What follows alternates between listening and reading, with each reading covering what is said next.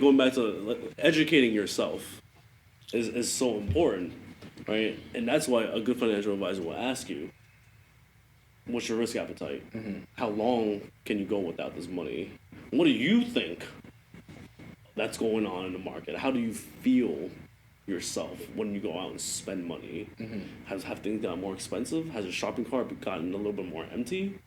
Has gas gotten more pricey? Yeah, sound like today's You market. you pay more taxes, right? Like, what are some of your concerns? Do you want to pay less taxes? Do you want to build something for your children?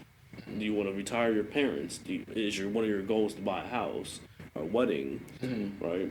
So if you're aggressive and you had $1 million and you did not want to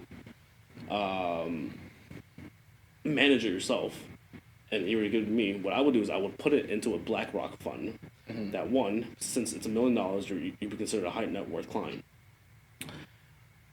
A certain percentage of that money will go into equities, a growth sector, because you have time. So we want things to grow, unlike value. So like if you put your money into Coca-Cola, for example, they've been established for hundreds of years now. It's not going to grow, right? But it's safe. But it's safe, right? But you said you were aggressive. Yeah. So let's put a portion of that money into, AI. Let's put some of that money into technology, into energy, into financials, right? Let's put a portion, 15% of that cash. Let's put a portion of that into hedge fund strategies, right? Let's put 15% of that into alternative investments. Let's put 10% of that into commodities, gold, oil, silver, platinum, right? Commodities are getting more rare as people are extracting more and more out of the earth, right? And then, we want to hold some in cash for you. That way, in the event where, hey, like, I have a medical emergency, well, I have cash laying here for you. I don't need to sell any of your gold or your oil and get taxed on it, right? When there's cash sitting there growing for you already. So, like the taxes. So, like, say, do you need for a couple years for investments? Do you need a couple years to like?